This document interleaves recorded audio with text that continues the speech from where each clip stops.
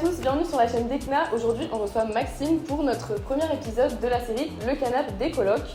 C'est un concept où on va recevoir 2 fois par mois un invité, un acteur de la colocation qui va venir nous parler de son expérience. Donc bienvenue à Maxime, est-ce que tu peux te présenter en quelques mots? Bien sûr, alors je m'appelle Maxime Fache, j'étudie en sport business à Amos à Lille et j'ai plusieurs anecdotes concernant les colocs parce que j'en ai fait quand même pas mal dans ma vie, dont à l'étranger aussi, et puis voilà, c'est pour ça que je me fais interviewer. Alors tu nous as dit que tu avais plusieurs expériences dans la colocation, surtout à l'étranger où tu es parti. Déjà, comment tu as trouvé ton logement à l'étranger? Mon logement, j'ai trouvé grâce à une pote à moi qui était dans mon école, avec qui on fait les mêmes études, et du coup on s'est dit pourquoi pas regarder la même colocation et en faire une ensemble. Donc c'est comme ça qu'on a trouvé la coloc. Du coup, tu es parti où et pendant combien de temps? Je suis parti pendant 4 mois à Madrid pour mes études du coup, et ça s'est super bien passé, c'était plutôt une bonne expérience. J'avais que des colocs qui étaient plutôt sympas, à part quelques-uns forcément, il y a toujours des mauvaises expériences. Mais sinon, globalement, j'en tire une très bonne expérience et je pense le refaire bientôt.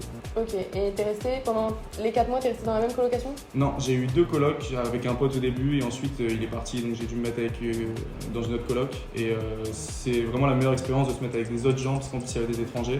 Et du coup, j'ai pu parler d'autres langues et rencontrer de nouvelles personnes et puis c'était vraiment super.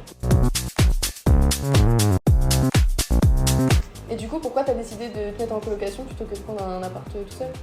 C'est surtout pour des raisons financières forcément, parce que se mettre tout seul dans un appart c'est forcément beaucoup plus cher. Et puis surtout, j'avais des connaissances qui se mettaient en colocation, qui me l'avaient dit auparavant que c'était une très bonne idée de se mettre en coloc, on pouvait rencontrer des gens et tout ça. Et c'est pour ça que j'ai décidé de faire ça et puis c'est super quoi. Je suis très content. Et t'appréhendais pas un peu avant d'arriver? Un petit peu quand même, parce qu'on peut tomber sur des gens qui sont un petit peu bordéliques ou pas comme nous. Mais au final, il y en avait quelques-uns forcément, mais on passe à travers et puis ça va forcément, c'est cool quoi.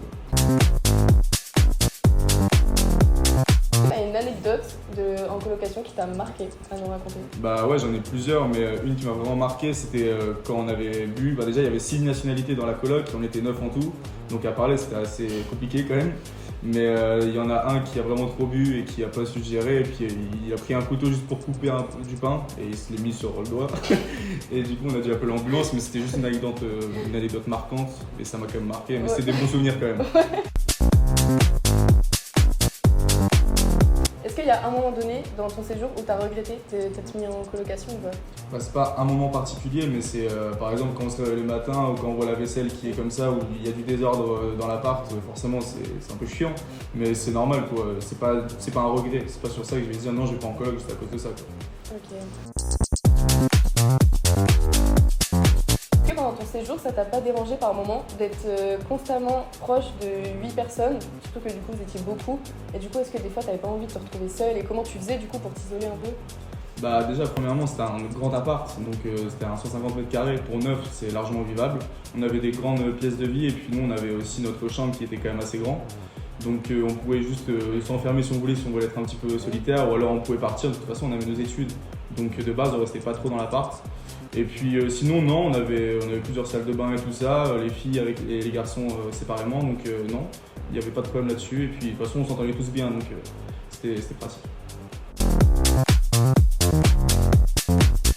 Est-ce que tu as des conseils à donner aux gens qui hésitent à se mettre en colocation ou pas? Franchement, les meilleurs conseils que je peux donner, c'est juste de ne pas avoir d'appréhension. Si on est quelqu'un de sociable et qui aime se retrouver avec des gens, franchement, ça va passer normalement. Et puis ça sera vraiment les meilleures expériences de la vie, je pense, parce que rencontrer de nouvelles personnes, sortir avec eux, et avoir des contacts aussi, forcément, c'est quelque chose qui est très enrichissant dans la vie. Et surtout si on va aller à l'étranger, si on a envie de parler une autre langue, comme moi par exemple, j'étais à Madrid, j'ai parlé plus de 3 langues là-bas, donc c'est vraiment quelque chose qui est top, quoi. Il faut vraiment foncer, il faut vraiment le faire. Est-ce que tu penses que si tu étais passé par Ecna, ça t'aurait facilité de trouver une colocation? Carrément, parce que déjà ça évite les appréhensions, on sait déjà avec qui on va tomber de base. Donc ça c'est déjà quand même un bon point. Et puis deuxièmement c'est aussi l'accompagnement.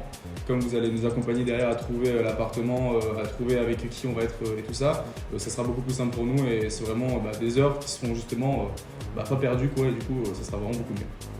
Ok, merci beaucoup en tout cas de nous avoir suivis. Merci à Maxime d'être venu pour cette interview et on se retrouve bientôt pour un prochain épisode. Bisous. Ciao.